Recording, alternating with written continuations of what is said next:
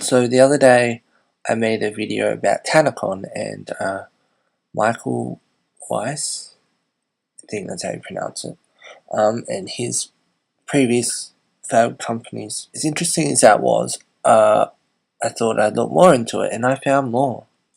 And that's what I'm going to go through today. But yeah, anyway, onto the video. I just finished watching Shane's video. While I was researching yesterday, I found some more interesting things.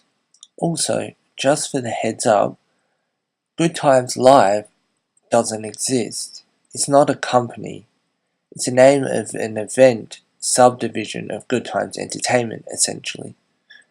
You can also no longer view ticketing information on the website for TanaCon, but you can on the Wayback Machine. And also if you type in goodtimeslive.veeps.com. I was going to go into Veeps into details, but the end of Shane's video did that. But I still want to quickly address it. Veeps sold the TanaCon bags. I'm not sure if they controlled what went inside or not, or the full extent of their part or involvement in TanaCon. This is shown on the front page of their website. I guess you probably knew this, and it's now widely known that they knew the sales. They, as in Michael and potentially Tana. Veeps allows you to track your sales, so that's how they would have known, at least with the VIP stuff, the $65 tickets. I do think it's important to note that it's odd that they say the Marriott said that they could hold a certain amount of people. Let's disregard the fact the contract said they could fit 1,000 people. But they were still looking for another venue the night before the event. They were told 1,000 would fit, yet they sold over 5,000 tickets.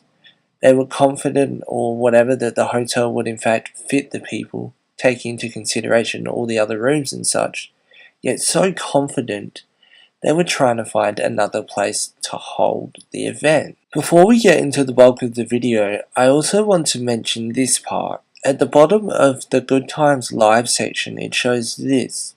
I just want to say, if you watched the last video then you might be confused because Stand Shot no longer exists. Illicit clothing doesn't exist. I covered Harlequin's social media accounts in the last episode too. The Twitter doesn't exist and the Instagram is wiped clean. Those three companies that I just mentioned are all owned by Michael himself.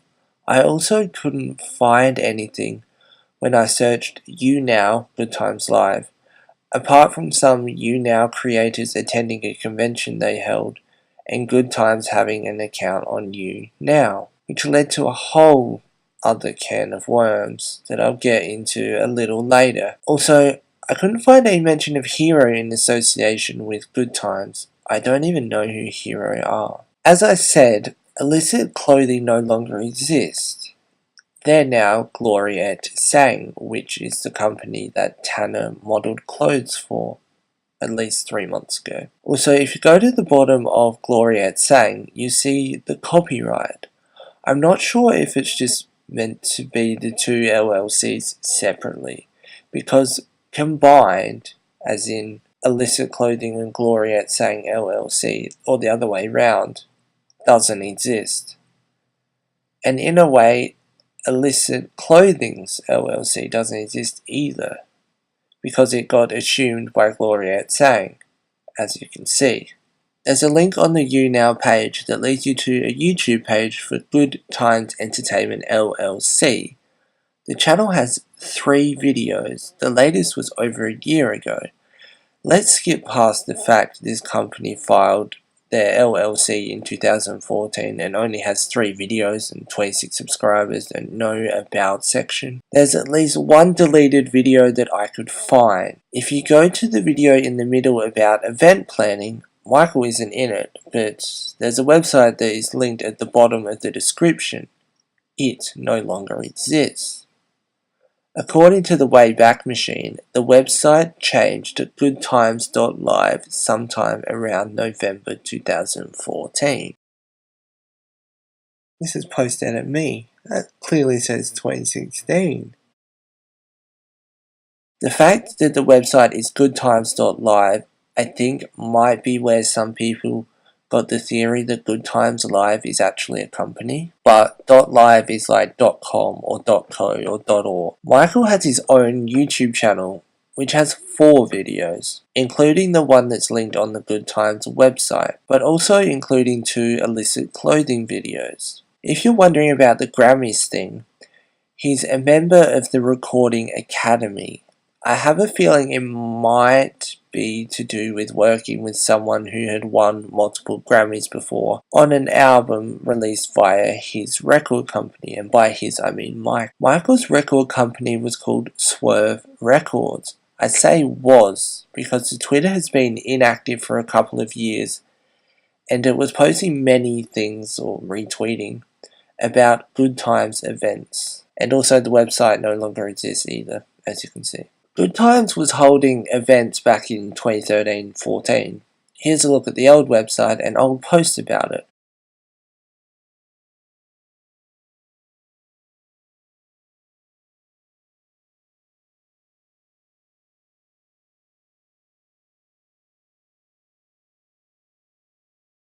They were mainly, if not all, held in Nashville and looked like fun, but they certainly weren't on the scale of TanaCon. Reality Status was something that was upcoming on Good Times at one stage, as you can see. He tweeted about it. The link that he provided is a dead end, and there's seemingly no information about Reality Status either. iCarry exists.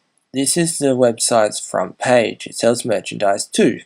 It was started earlier this year, or the LLC was filed at least earlier this year. In May 2017, a link to a website called Ad Party was on Michael's website for a period of time, and is now gone. The link is no longer on his website. The only information that can seemingly be found is via a registry of LLCs. No website or anything for the site can be found, and no social media links or anything like that. I'm not sure if you've noticed, I'm not sure if it's in this video, it's probably in this video and the previous video, about the LLCs, and some of the screenshots say that the LLCs are active, and they all are, but how does that work if the company no longer exists, or their social media presence is non-existent, or whatever, or they're seemingly gone? Articles can state a date upon which an LLC expires. If no expiration date is stated, the LLC continues perpetually. Members can also list events in an operating agreement that shall cause an LLC to terminate, such as bankruptcy or a member's death. This means that LLCs can basically go on forever if the person who filed them is still alive, as long as the person maintains an active and good standing status. This also depends on the state in which it's filed in. I just thought I'd share that with you just in case you were curious. You're like, oh, it doesn't make sense. It's a very complicated system, I think.